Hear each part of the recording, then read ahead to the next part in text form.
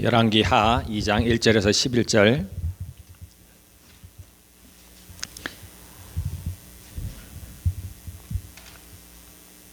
여러분들은 눈으로 따라오시면 되고요. 제가 읽도록 하겠습니다. 여호와께서 회오리 바람으로 엘리야를 하늘로 올리고자 하실 때에 엘리야가 엘리사와 더불어 길갈에서 나가더니 엘리야가 엘리사에게 이르되 청하건대 너는 여기 머물라. 여호와께서 나를 베델로 보내시느니라 하니 엘리사가 이르되 여호와께서 살아계심과 당신의 영혼이 살아있음을 두고 맹세하노니 내가 당신을 떠나지 아니하겠나이다 하는지라. 이에 두 사람이 베델로 내려가니 베델에 있는 선지자의 제자들이 엘리사에게로 나와 그에게 이르되 여호와께서 오늘 당신의 선생을 당신의 머리 위로 데려가실 줄을 아시나이까 하니 이르되 나도 또한 아노니 너희는 잠잠하라 하니라. 엘리야가 그에게 이르되 엘리사야 청하건대 너는 여기 머물라. 여호와께서 나를 여리고로 보내시느니라. 엘리사가 이르되 여호와께서 살아계심과 당신의 영혼이 살아있음을 두고 맹세하노니 내가 당신을 떠나지 아니하겠나이다 하니라. 그들이 여리고에 이르매 5절 여리고에 있는 선지자의 제자들이 엘리사에게 나와 이르되 여호와께서 오늘 당신의 선생을 당신의 머리 위로 데려가실 줄을 아시나이까 하니 엘리사가 이르되 나도 아노니 너희는 잠잠하라. 엘리야가 또 엘리사에게 이르되 청하건대 너는 여기 머물라. 여호와께서 나를 요단으로 보내시느니라 하니 그가 이르되 여호와께서 살아계심과 당신의 영혼에 살아있음을 두고 맹세하노니 내가 당신을 떠나지 아니하겠나이다 하는지라. 이에 두 사람이 가니라. 선지자의 제자 50명이 가서 멀리 서서 바라보매 그 두 사람이 요단가에 서 있더니 엘리야가 겉옷을 가지고 말아 물을 치매 물이 이리저리 갈라지고 두 사람이 마른 땅 위로 건너더라. 건너매 엘리야가 엘리사에게 이르되 나를 너에게서 데려감을 당하기 전에 내가 너에게 어떻게 할지를 구하라. 엘리사가 이르되 당신의 성령이 하시는 역사가 갑절이나 내게 있게 하소서 하는지라. 이르되 너가 어려운 일을 구하는도다. 그러나 나를 너에게서 데려가시는 것을 너가 보면 그 일이 너에게 이루어지려니와 그렇지 아니하면 이루어지지 아니하리라 하고 두 사람이 길을 가며 말하더니 불수레와 불말들이 두 사람을 갈라놓고 엘리야가 회오리 바람으로 하늘로 올라가더라. 아멘. 아주 유명한 일화인데요. 성경에서 죽음을 보지 않고 하늘을 하나님께로 간 사람이 두 사람이 있습니다. 창세기에 나오는 에녹이요. 에녹이 그렇고 그 다음에 지금 우리가 읽은 분에서 엘리야가 그렇습니다. 에녹은 이제 어떻게 하나님께로 올라갔는지 그 부분은 이제 성경에 나와 있지 않아요. 그가 하나님과 동행하더니 그가 이제 이 세상에 더 이상 있지 않더라. 그런 말씀이 있습니다. 엘리야는 분명하게 나와 있죠. 불말과 불병거가 그리고 회오리 바람이 그를 하나님께로 인도하였습니다. 참고로 이제 죽음이 어떻게 죽었는지 알지 못하지만 하늘로 이렇게 몸이 하늘로 올라가지 않은 사람은 있었는데 모세가 그렇게 납니다. 모세가 어떻게 죽었는지는 몰라요. 그가 느보산에 올라갔습니다. 그리고 거기서 죽음을 맞이했는데 어떻게 죽었는지는 알지 못합니다. 그러나 그의 몸이 승천했다라는 그런 성경 구절은 없습니다. 그래서 성경에서 그 몸이 우리와 같은 몸이 죽음을 보지 않고 죽음은 모든 사람에게 오는 건데 죽음을 보지 않고 하나님께로 간 사람이 두 사람이 있는데 그 에녹과 엘리야요. 이 엘리사는 엘리야의 제자입니다. 한 10여 년 전에 엘리야가 엘리사를 불렀어요. 아마도 엘리사는 굉장히 부자였지 않나 생각됩니다. 그를 처음 부를 때 그가 12겨리의 소로 밭을 갈고 있었다라는 얘기가 있습니다. 지금도 소를 12겨리라면 보통 겨리라고 할 때는 한 쌍을 말하는 건데 그럼 24마리의 소를 가지고 농사를 지었다고 하니까 부자였을 가능성이 많습니다. 지금도 그런데 그 옛날에는 어떠했겠어요? 그런데 엘리야가 그를 부를 때 엘리사가 그 모든 것들을 버려두고 엘리야를 쫓았습니다. 자기가 그 밭을 갈던 그 소 두 마리, 그다음 두 마리를 이제 죽이고 삶아서 이웃 사람들에게 나눠 먹고 그리고 모든 것을 버려두고 엘리야를 쫓았습니다. 얼마나 쫓았는지는 정확히 우리가 연도는 알아갈 수는 없지만 대략 10여 년 정도 엘리야를 이제 쫓아다녔는데 그런데 오늘 그 하나님께서 그 엘리야를 부른다는 것을 알게 되었어요. 알려줬겠죠. 여기 보면은 이제 여러 선지자들이 나오죠.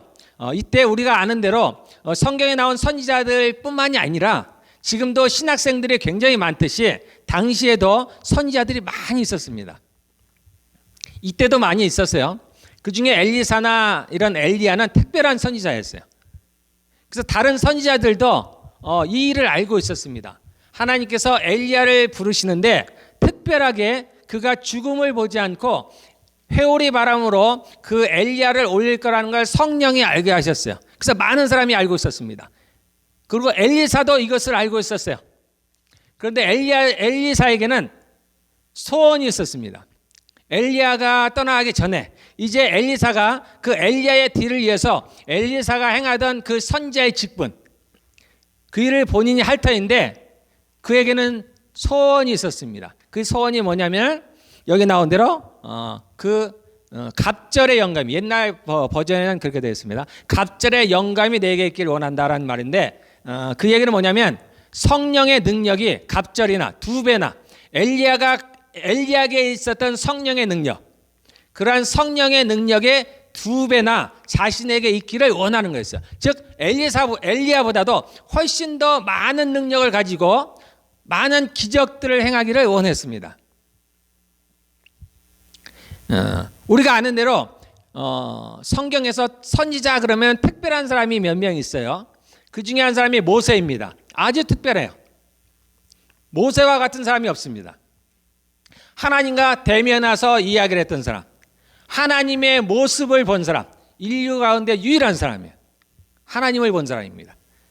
하나님을 본 사람이 없어요. 볼 수가 없습니다. 하나님을 보면 다 죽음을 맞아요. 그런데 이 모세가 그 하나님을 봤어요. 아주 특별한 사람입니다. 그리고 또 한 사람을 꼽으라면은 엘리야입니다. 엘리야.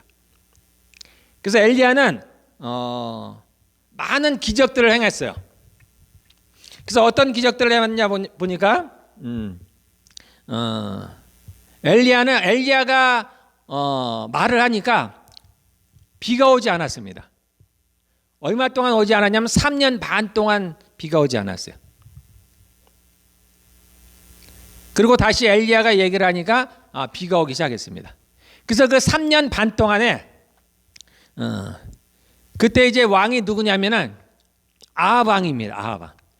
아합 왕은 이스라엘 왕 중에서 가장 악한 왕이라고 했어요. 그러니까 가장 악한 왕이 활동하던 그때 가장 능력 있는 엘리야가 같이 활동을 했습니다. 항상 이렇게 같이 가요. 그래서 성령의 역사가 있는 곳에 마귀도 역사를 합니다. 그러니까 이 엘리야가 비가 오지 않겠다고 하고 그 다음에 도망쳐 버렸어요. 왜냐하면 살려주지 않을 테니까. 그래서 아합이 3년 반 동안을 찾아 헤맸습니다. 엘리야를 찾아 헤맸는데 찾을 수가 없었어요. 왜냐하면 하나님의 성령이 그를 감춰뒀어요. 그때 엘리야가 그럼 무엇을 먹고 살았나요? 까마귀가 음식을 가져다 줬습니다. 그래서 떡과 고기를 아침 저녁으로 이 3년 동안 이 엘리야에게 공급했어요. 그 특별한 기적을 맛봤습니다. 그 엘리야는 특별한 사람이에요. 그리고 우리가 아는 대로 이 가뭄 때에 또 엘리야가 누구를 찾아갔냐면 사르밧 과부를 찾아갔습니다. 그래서 이 사르밧 과부가 아들이 한 명 있었죠. 먹을 것이 없으니까 전국이 지금 가뭄이에요. 먹을 것이 없어요. 그러니까 마지막 남은 이제 양식을 가지고 이제 빵을 구워서 먹고 죽기 직전이었습니다. 그때 엘리야가 그를 방문했어요. 그리고서 하는 말씀이 뭐였냐면 그 빵을 좀 내게 좀 갖고 오라는 거였어요. 이 사르밧 과부는 마지막 남은 이 양식을 먹고 자기가 먹고 죽으려고 그랬어요. 아들하고. 그런데 이 선지자가 와가지고 그 빵을 달라는 거예요. 마지막 남은 그 빵을 자기가 달라는 거예요. 그래서 이 과부가 그 엘리야에게 그 빵을 갖다 줬습니다. 그랬더니 그 통에 가루가 끊어지지 않았어요. 계속 나왔습니다. 그리고 그 기름통의 기름이 끊어지지 않았습니다. 그래서 가뭄이 끝날 때까지 이 사르밧 과부가 그 엘리야와 더불어서 그 양식을 먹었습니다. 그러한 기적을 행했어요. 그리고 얼마 있다 이 사르밧 과부의 아들이 죽음을 많이 했습니다. 이때 엘리야가 그 아들을 살렸어요. 특별한 기적을 행했습니다. 그리고 이제 그 유명한 갈멜산의 대결이죠. 갈멜산에서 이제 그 아합이 섬기던 아합의 와이프가 부인이 이세벨입니다. 계시록에 나오는 음녀, 가장 악한 여자 이세벨이에요. 그들이 여호와의 선지자들을 다 죽여버렸어요. 그래서 엘리야가 얘기하죠. 나 혼자만 남았다 그랬습니다. 그래서 엘리야가 이제 그들을 다 불러 모았어요. 그래서 그들이 섬기는 바알의 선지자들 450명과 그 다음에 아세라를 섬기는 선지자 400명을 다 모아서 도합 850명을 모아서 갈멜산에서 이제 거기서 대결을 하는 거예요. 그 대결은 뭐냐면 누가 진짜 하나님인가요? 엘리야가 믿는 여호와가 진짜 하나님인가? 또는 그들이 믿는 바알이 진짜 하나님인가? 그래서 그들이 제단을 쌓고 각자가 믿는 그 신들에게 이제 제물을 얹고 제사를 드립니다. 그 대신에 불을 피우지 말고. 그래서 누구든지 그가 진짜 하나님이면, 진짜 신이면 하늘에서 불을 내릴 것이다. 그러면 그가 진짜 하나님이다. 그래서 이스라엘 백성들을 다 불러 모았습니다. 그리고서 직접 보도록 했어요. 너희가 직접 보고 누구를 따를 것인지 결정을 하라는 것입니다. 이때 하나님께서 하늘에서 불을 내리셨습니다. 그래서 그 엘리야의 제물을 받으셨어요. 다 태우셨습니다. 이러한 일을 벌였습니다. 뿐만 아니라 그 엘리야를 잡으러 오는 군사들 그 50명이 엘리야를 잡으러 왔을 때 그때 하늘에서 불을 내렸습니다. 그래서 그 50명이 다 죽음을 맞이해요. 이와 같이 또 그 다음에도 이제 2번을 그랬습니다. 이와 같이 하늘에서 불을 내리기도 하고 이렇게 수없이 많은 기적을 행한 사람이 엘리야예요. 그러니까 이 엘리야가 갖고 있는 그러한 능력의 2배를 원한다는 것은 굉장히 힘든 일이었습니다. 그래서 이제 엘리야도 얘기하죠. 너가 아주 어려운 일을 구한다 그랬습니다. 그렇지만 내가 어떻게 하늘로 승천할 것인지를 보게 되면 그 일이 너에게 이루어진다 그랬습니다. 자, 여기에 보면은 엘리사가 엘리야를 따라가는데 우리가 3번을 옮기는 걸 볼 수 있죠. 처음에 이제 길갈에 있었어요. 그러다 이제 베델로 갑니다. 그리고 여리고로 가고 그 다음에 요단으로 가요. 그때마다 엘리야가 하는 얘기가 뭐예요? 엘리사에게 너는 좀 여기에 좀 있으라 그런 얘기예요. 왜 그런지 모르겠죠. 본인도 오늘 하나님께 갈 걸 압니다. 이 엘리사에게 뭔가 소원이 있을 줄 알아요. 하나님께서 오늘 특별한 일을 행할 줄 압니다. 이 엘리사도 지금 그걸 알고 있어요. 그래서 굉장히 긴장하는 가운데 있습니다. 그래서 잠시라도 이 엘리야를 떠나지 않는 거예요. 왜냐하면 이 엘리사는 자기의 소원이 있었어요. 이것을 이루고 싶은 소원이 있었습니다. 그래서 엘리야가 떠나기 전에 그가 자신이 원하는 것을 이루기를 원했습니다. 그래서 그 엘리야를 떠나지 않았어요. 그런데 이 엘리야는 웬일인지 자꾸만 자기를 떼어놓으려고 하는 겁니다. 그래서 베델로 가니까 너는 여기 있으라 하면은 그가 얘기하기를 단호하게 얘기해요. 내가 하나님의 살아계심을 두고 맹세하는데 결코 당신을 떠나지 않겠다라는 거예요. 그래서 베델로 따라갑니다. 그랬더니 엘리야가 또 한 번 얘기하죠. 우리가 여리고로 가야 되는데 너는 좀 여기 있으면 좋겠다. 그랬더니 엘리사가 똑같이 얘기합니다. 단호하게 얘기합니다. 하나님의 살아계심을 두고 내가 맹세하는데 내가 결코 당신을 떠나지 않겠습니다. 그래서 여리고를 갔더니 그때 다른 선지자들이 얘기하죠. 오늘 당신의 선생을 엘리야를 하나님께서 회오리 바람으로 데려가실 것이다. 근데 이때 엘리사도 이미 다 알고 있었어요. 내가 이미 다 알고 있다. 그러니 잠잠하라. 아주 긴장되는 순간입니다. 근데 엘리야가 또 얘기하죠. 너는 여기 있어라. 나는 요단으로 가야 된다. 그랬더니 엘리사가 또 얘기하기를 단호하게 얘기합니다.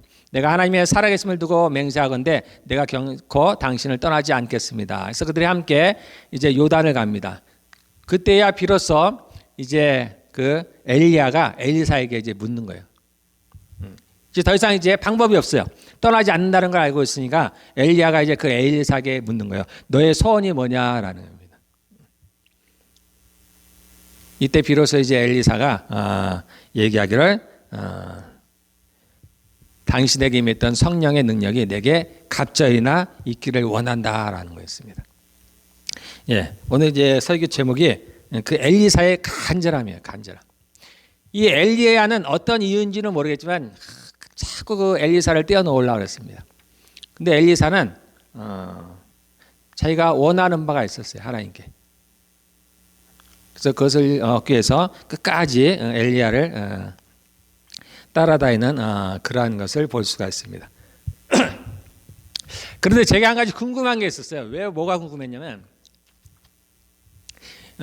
예수님께서 이제 신약계 이제 복음서에 보면 예수님께서 오셔서 변화산 여러분들 아시죠? 예수님께 한 번 변화가 된 적이 있었어요.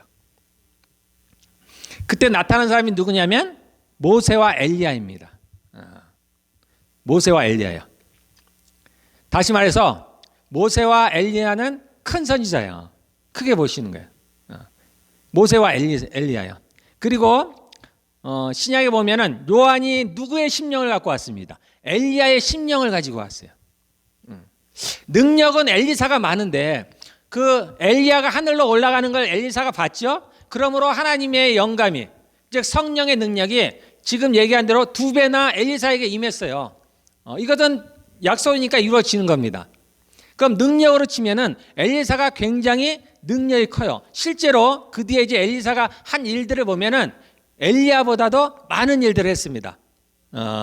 간단히 보면은 그를 저주하는 아이들을 여호와의 이름으로 저주했을 때 갑자기 숲에서 곰 2마리가 나와서 42명의 아이들을 다 죽이는 장면이 나와요. 그가 저주 한 마리 했다고 그러한 일들이 벌어집니다. 뿐만 아니죠. 이 엘리사도 비슷한 기적을 이제 행했는데 엘리야가 사르밧 여인 사르밧에 있는 과부를 찾아갔다면 이 엘리사는 수넴 여인을 찾아갔습니다. 그래서 엘리야가 그 가루와 밀가루죠. 그 다음에 기름을 그들에게 공급했다면 이 엘리사도 수넴 여인에게 이 기름을 공급했습니다.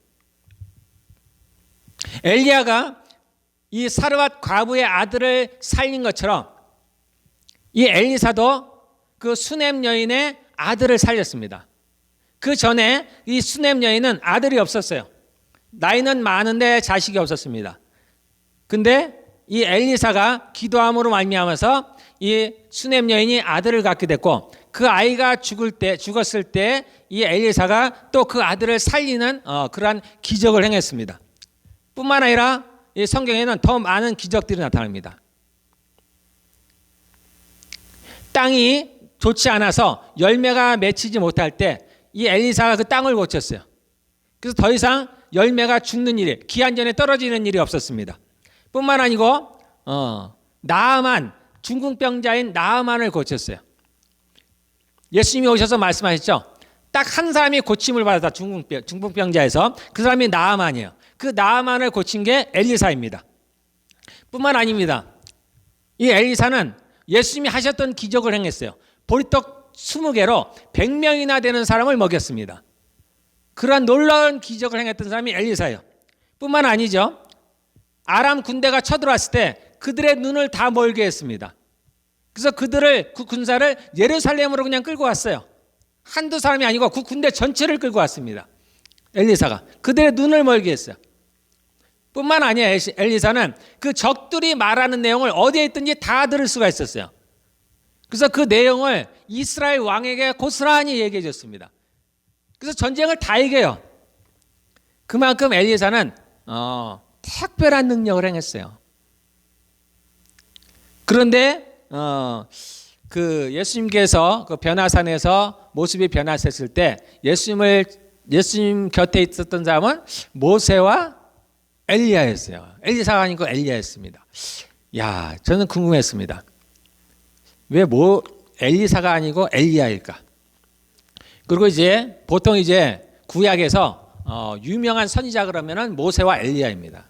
물론 이제 예수님의 그 모습에서 나타난 것도 있지만 이스라엘 사람들 자체도 그 선지자 그러면 대표적인 게 모세와 엘리야예요. 저는 좀 궁금했어요. 왜 엘리사가 아니고 엘리야였을까? 또는 엘리야를 왜 그렇게 크게 큰 사람으로 주님이 생각을 하셨을까라는 걸 좀 제가 생각을 해봤습니다.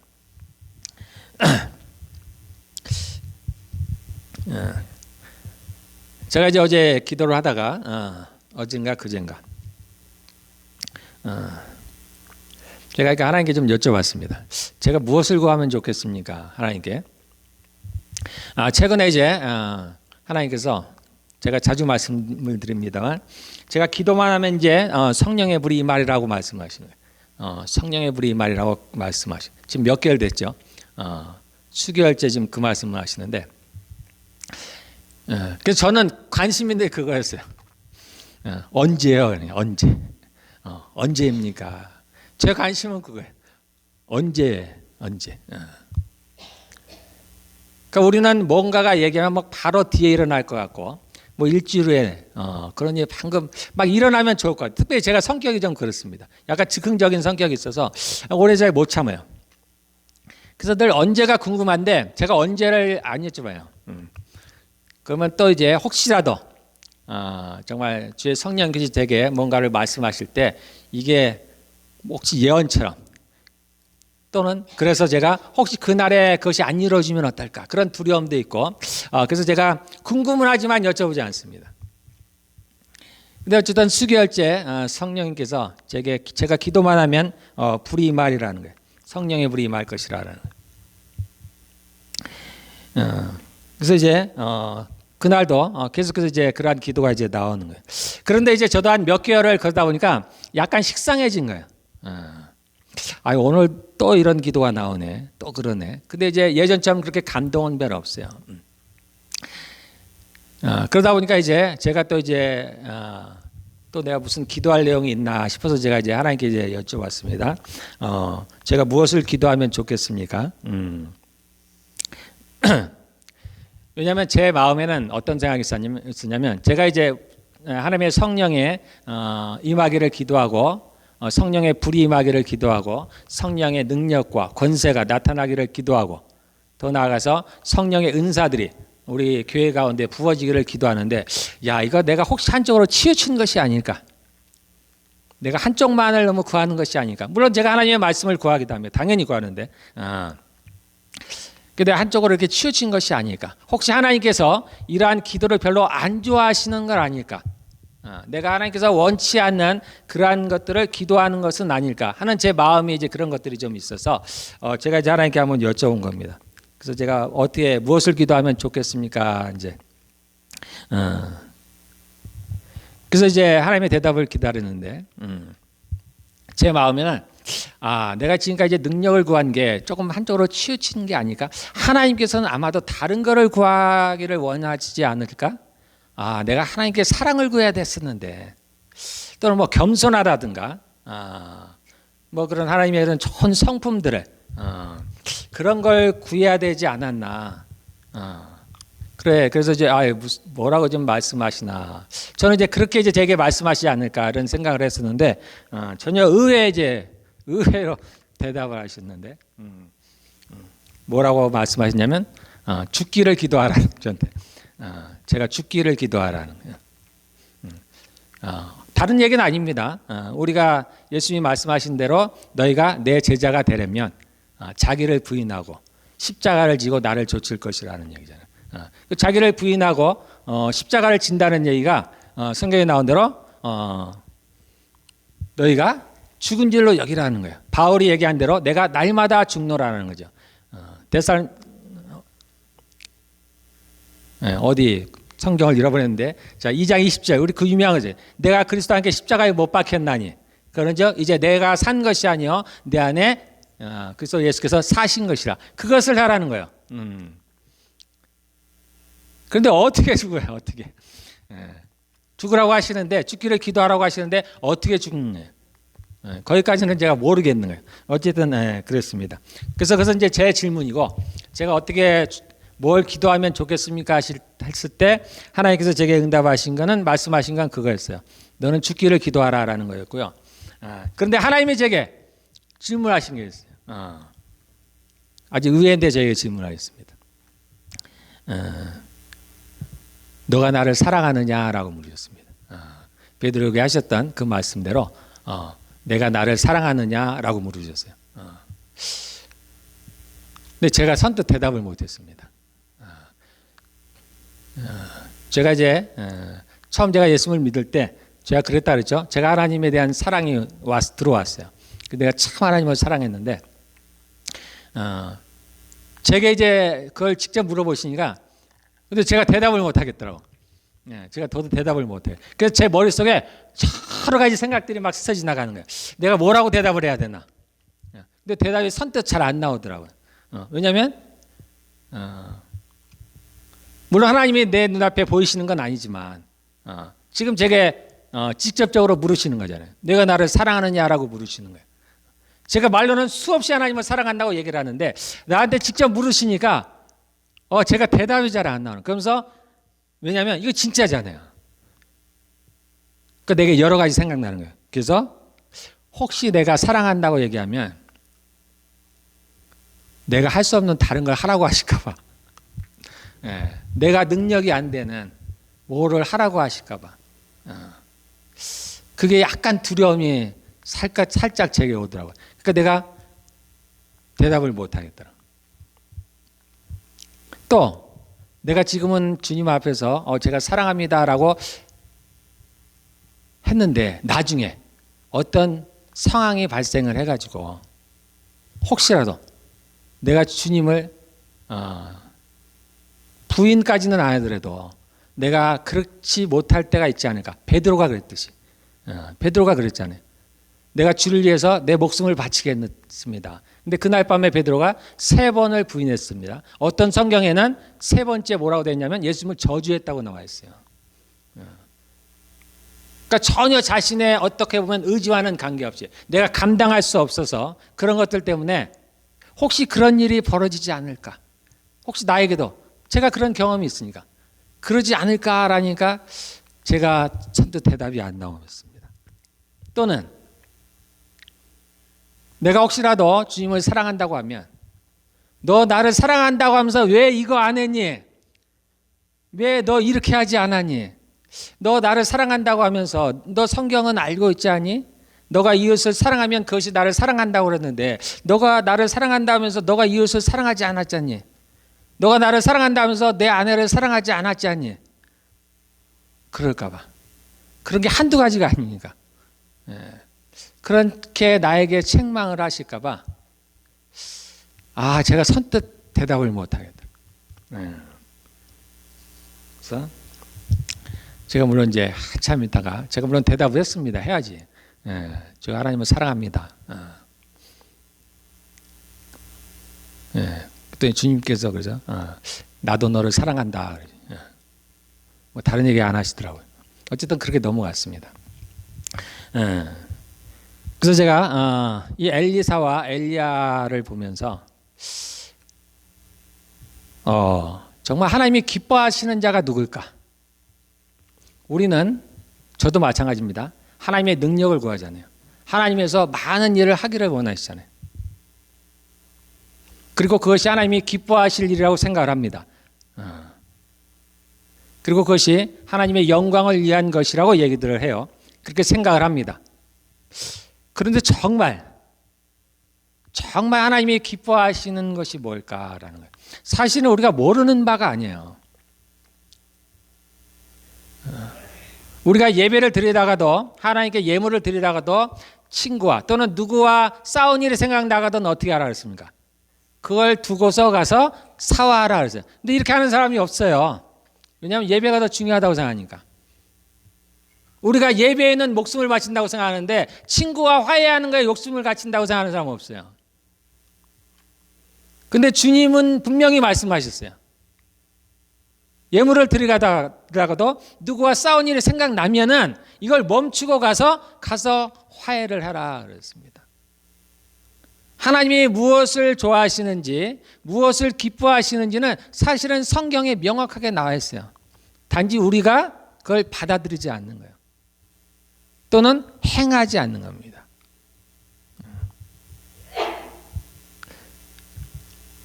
성경에도 그런 날이 나와 있습니다. 우리는 다 천국에 당연히 가기를 원합니다. 그리고 우리가 이 땅에서 열심히 하는 이유가 천국에서 좀 상을 받으려고 하는 거예요. 저도 그렇습니다. 그건 나쁜 것이 아니에요. 그런데 성경에서 얘기하기를 예수님이 뭐라 성경 그러면 천국에서 누가 크냐? 누가 많은 상을 받느냐? 많은 상을 받느냐는 좀 놔두고 그럼 누가 크냐? 우리는 천국에서 크게 되기를 원하잖아요. 그러면 누가 크냐라고 물었을 때 예수님의 대답이 분명해져. 애매하지 않았습니다. 너희가 이 땅에서 열심히 살아라. 나를 위해서 많은 것을 행하라. 그럼 너희에게서 천국에서 큰 자가 될 것이다. 이렇게 얘기한 적이 없습니다. 섬기는 자가 되라. 섬기는 자라. 너희 가운데서 작은 자가, 너희 가운데서 종이 천국에 가면 큰 자가 될 거라 했습니다. 하나님께서 우리에게 그러한 것들을 애매하게 가르쳐 주시지 않았습니다. 분명히 가르쳐 줬어요. 우리가 이제 하나님 나라에 갑니다. 그러면 이제 그분 앞에 서게 되는데 우리가 핑계할 수가 없어요. 내가 주를 위해서 이렇게 열심히 살다 오지 않았습니까? 나의 모든 것을 바치지 않았습니까? 근데 고린도전서 13장에 뭐라고 되어 있습니까? 산을 옮길 만한 믿음이 있고 우리가 내 몸을 불사르는데 내어줄지라도 뭐가 없으면 사랑이 없으면 그 모든 것은 아무것도 아니라는 겁니다. 하나님이 누구신가를 알아야 돼요. 이제 천국에 가면 우리가 그 하나님과 삽니다. 우리가 그분과 얼굴과 얼굴을 마주보고 그때는 봐요. 지금은 볼 수 없지만 그때는 봅니다. 그분과 대화를 하고 지금은 이렇게 한마디만 오가도 놀랍죠. 여러분들 들으실 때 놀랍죠. 하나님이 말씀하시고 서로 대화를 한 놀랍죠. 저도 놀랍습니다. 그 보이지 않는 전능하신 하나님이 말씀하신다. 근데 그날에는 같이 대화를 하게 됩니다. 제가 늘 말씀드리지만 그 하나님도 자신의 성격이 있다 그랬습니다. 자신의 모습이 있어요. 우리가 성품이라고 얘기하는 겁니다. 출애굽기 34장에 보면은 아까 얘기한 대로 모세에게 하나님께서 자신의 모습을 보여주십니다. 그 모세에게만 특별히 그러는 은혜를 베풀어 주셨어요. 그때 하나님께서 자신의 모습을 모세에게 보이시면서 자신에 대해서 하나님이 자신에 대해서 얘기하는 겁니다. 다른 사람이 하나님은 이럴 것이다, 하나님은 이렇다라는 게 아니라 하나님 자신이 자신에 대해서 말씀하시는 거예요. 그분이 어떤 분이시냐면 제가 한번 볼게요. 자, 여러분들 이거는 정말 잘 기억해 두세요. 하나님이 어떤 분이신가를. 출애굽기 34장에 봅니다. 제가 읽으면 여러분 들으시면 됩니다. 모세가 돌판 둘을 처음과 같이 한번 하나님께서 10계명을 주셨죠, 돌판에. 근데 모세가 그걸 깨뜨려 버렸어요. 사람들이 우상을 만들어서 너무 화가 나가지고 그걸 깨뜨려 버렸어요. 제가 볼 땐 도대체 상상할 수가 없는데 아니 하나님이 만들어 주신 것을 깨버렸어요. 화가 난다고. 그래서 두 번째 이제 자신이 돌판을 만들어 갔어요. 그래서 하나님이 만들어 주신 돌판은 없어져 버렸습니다. 그래서 모세가 돌을 가지고 가서 다시 하나님께로 가는 겁니다. 그래서 모세가 돌판 둘을 처음 것과 같이 깎아 만들고 아침에 일찍이 일어나 구두 돌판을 손에 들고 여호와의 명령대로 시내산에 올라가니 5절 여호와께서 구름 가운데서 강림하사 그와 함께 거기 서서 여호와의 이름을 선포하실세. 이제 하나님께서 모세에게 자신의 모습을 보여주시는 장면인데 그 전에 모세가 하나님께 구하는 거예요. 주님, 제가 주의 모습을 보고 싶습니다. 그랬어요. 근데 그 하나님께서 그걸 허락하셨어요. 내가 너에게 허락한다. 그런데 너가 나의 얼굴을 볼 수는 없다. 그렇지만 나의 등을 보여주겠다. 그래서 이거 지금 이제 실행하시는 장면이에요. 6절에 여호와께서 그의 앞으로 지나시며 그를 한 바위 위에 세우셨습니다. 그리고 자신의 손으로 그 모세를 가리셔요. 모세가 하나님의 앞모습을 보면 큰일이 나기 때문에 볼 수 없도록 손으로 모세를 가리십니다. 그리고 그 앞을 지나시는 거예요. 그러면서 하나님께서 이제 말씀하십니다. 여호와께서 그의 앞으로 지나시며 선포하시되 여호와라 여호와라. 자신의 이름을 선포하시는 겁니다.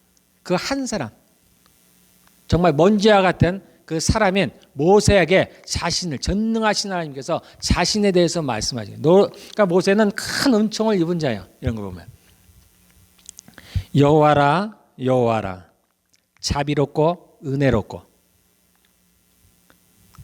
노하기를 더디하고 인자와 진실이 많은 하나님이라. 하나님이 자신에 대해서 말씀하시는 거예요. 하나님은 은혜롭고 자비롭고 노하기를 더디하고 인자와 진실이 많은 하나님. 그래서 하나님이 누구를 기뻐하시느냐? 자신을 닮은 사람을 좋아하시는 거예요.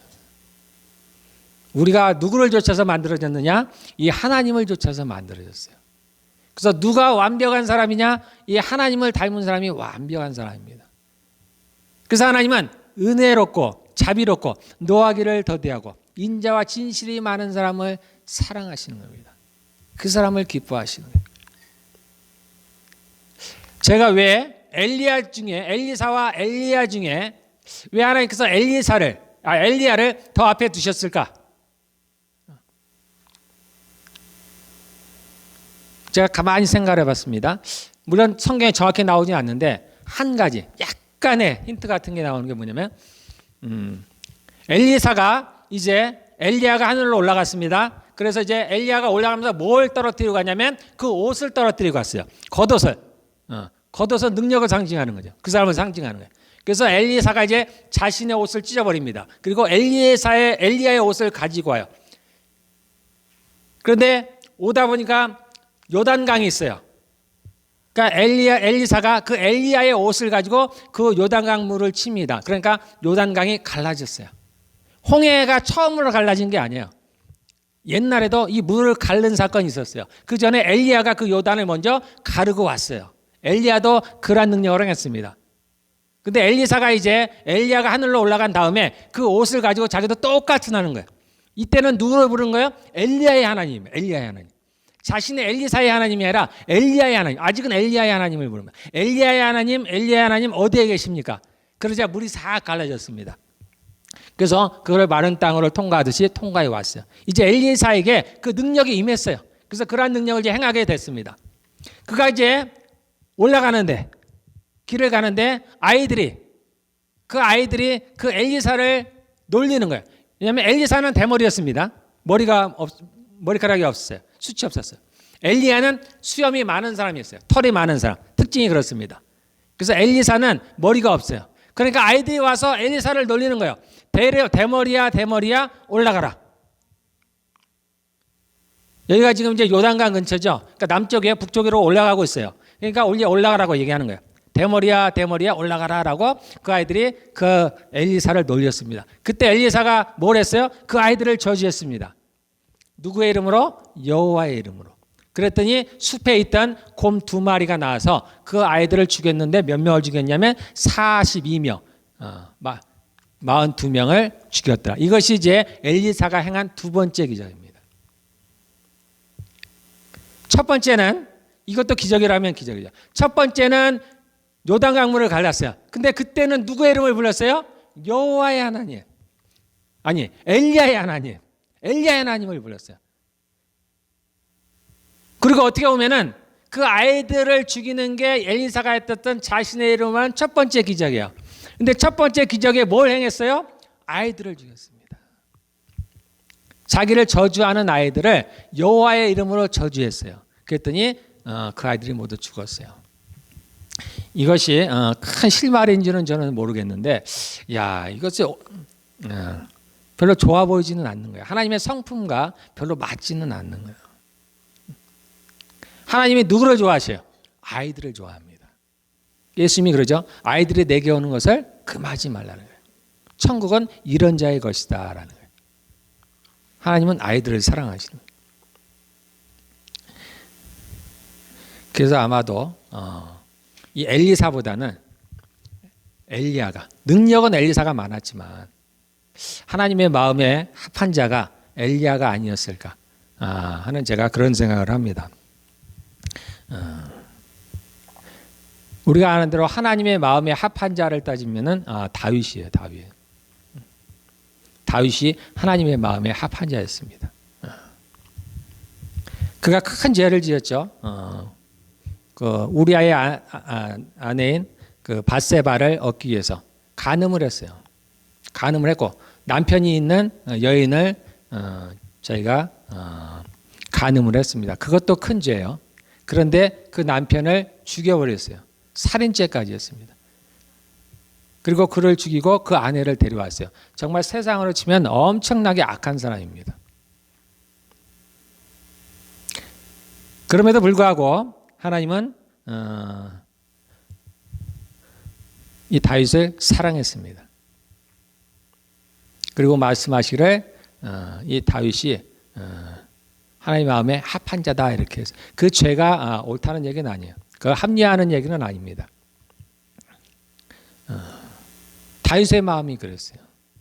이 하나님의 마음과 합한 자였습니다. 그러면 우리도 다 저도 그 다윗의 얘기를 들을 때마다 저에게도 욕심이 있습니다.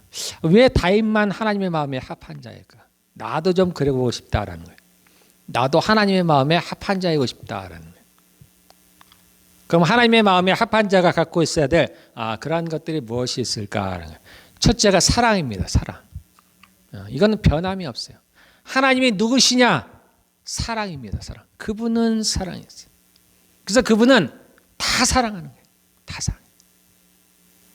하나님이 세상을 이처럼 사랑하사 다 사랑합니다.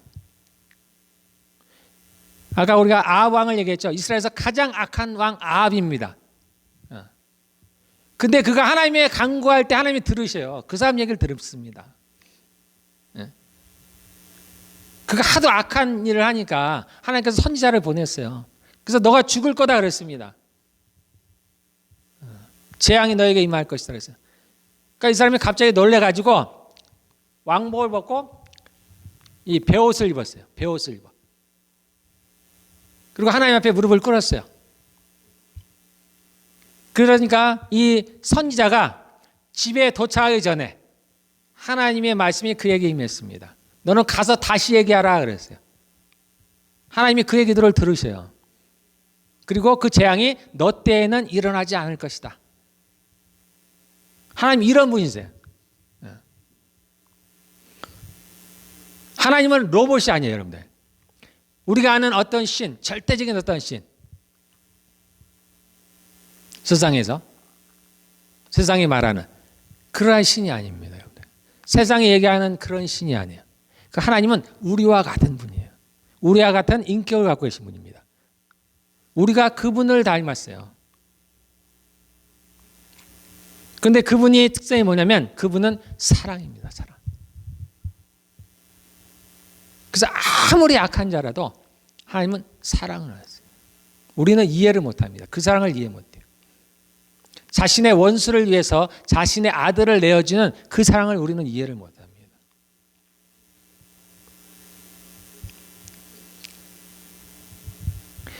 또 하나님을 얘기할 때 거룩한 겁니다. 그분은 거룩해요.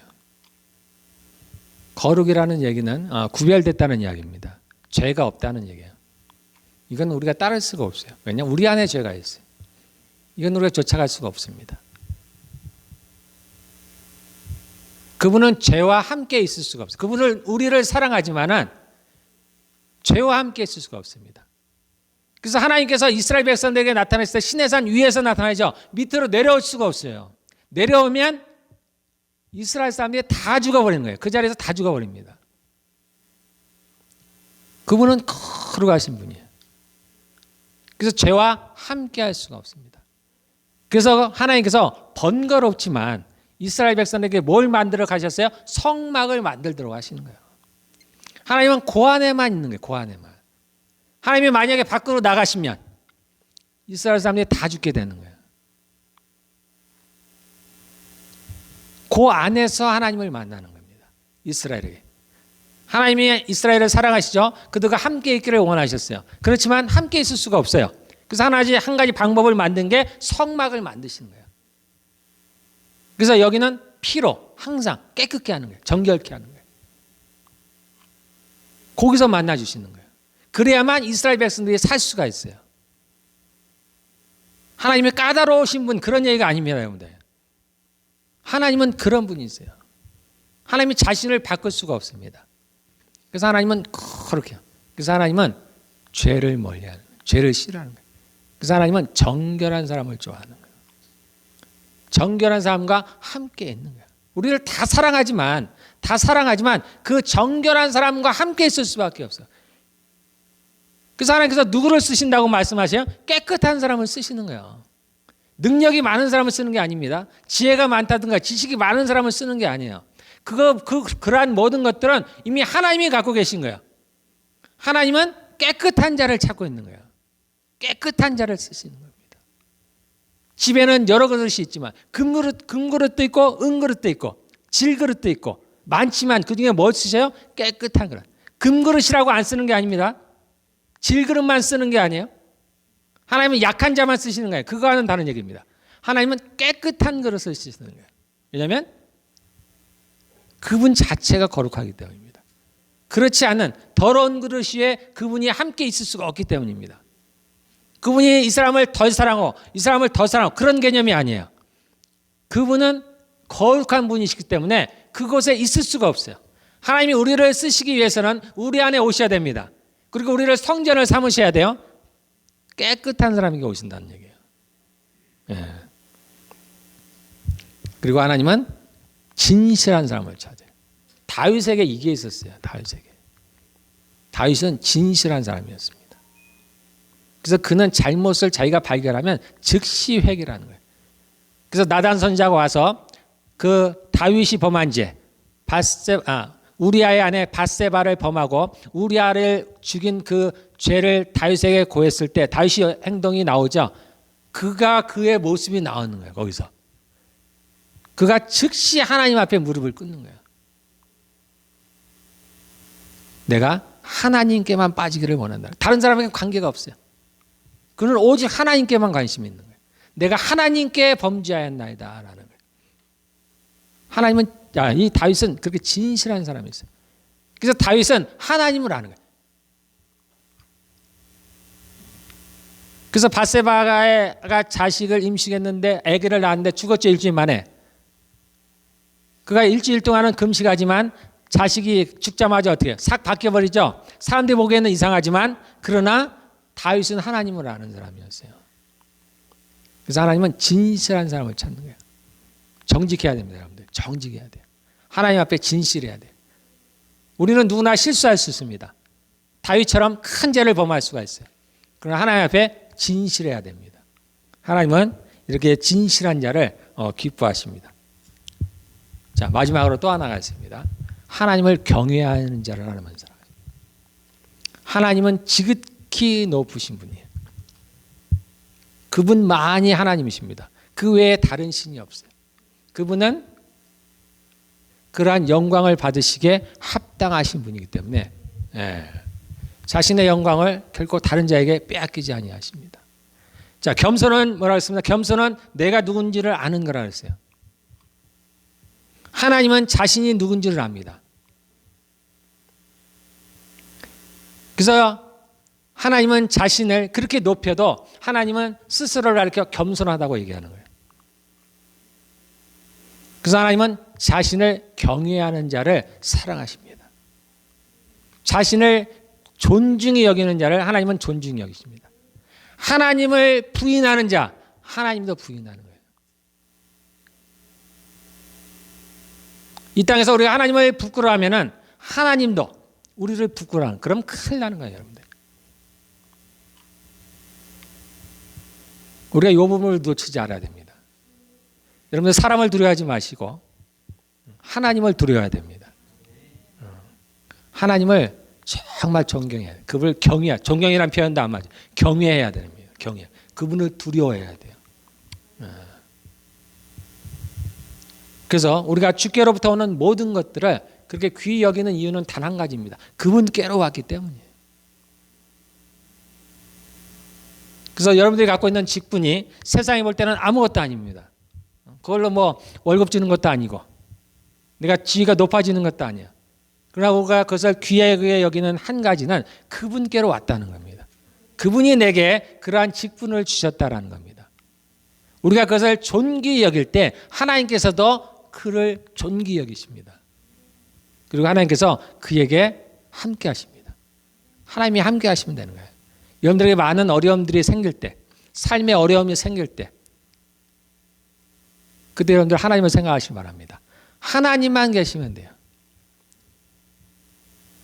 모든 것이 혹시 안 될지라도 하나님과의 관계만 좋으면 됩니다. 그러나 모든 것이 잘 돼도 내가 하나님과 관계가 없다면 나는 정말 망한 사람이에요. 여러분들.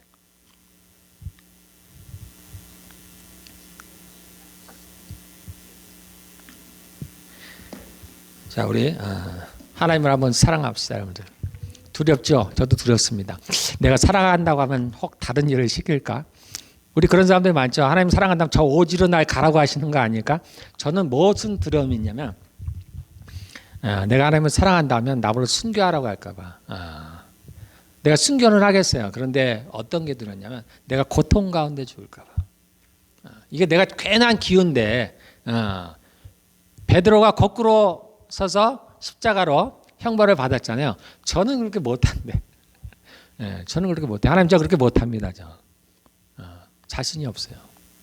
근데 혹시 그러라고 하실까 봐. 그럴 분이 아니신데 나도 선뜻 대답을 못해요. 그러나 우리가 자신 있게 하나님 그러실 분이 아닙니다.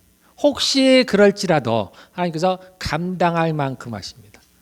감당치 못할 시험당을 허락지 하시고 시험당할 즈음에 피할 길을 내시는 하나님. 또 천국에 보면은 누가 순교한 사람들이 특별하다는 얘기는 들었죠. 어떻게 보면 나에게 하나님이 주시는 은혜일 수도 있는데 제가 두려워할 이유가 없는데 그래서 저도 지금 마음을 바꾸려고 굉장히 노력합니다. 혹시 그리하실지라도 제가 하나님을 사랑합니다 라고 제가 고백하려고 합니다. 우리 한번 그렇게 한번 고백합시다, 여러분들. 우리 한번 기도하겠습니다. 자, 하나님이 여러분에게도 물으신다고 생각하십시오. 내가 나를 사랑하느냐. 그러면 우리가 하나님이 기뻐하시는 일을 해야 됩니다. 내가 원하는 것 말고 내 생각에 옳은 것 말고 하나님이 정말 기뻐하시는 게 뭘까? 성경에 어렵지 않게 나와 있습니다, 여러분들.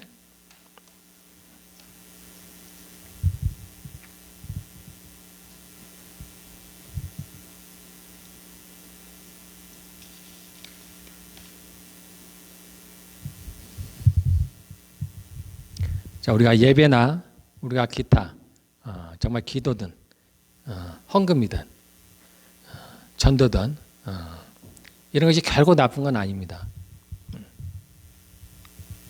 이런 것도 잘 하시고 그러나 하나님께서 우리에게 더욱더 원하시는 게 뭔지를 우리는 성경을 통해서 압니다. 내 이웃을 사랑하라는 거예요. 우리가 하나님을 사랑하는 걸로 뭘 보여주겠어요? 예배로 아니에요. 기도로 아닙니다. 너가 이웃을 사랑하면 너가 아내를 사랑하면 남편을 사랑하면 자녀를 사랑하면 부모를 사랑하면 또 내 이웃을 사랑하면 그러면 너가 나를 사랑한 줄 알겠다. 우리에게 제시했습니다. 분명하게. 애매하지 않아요.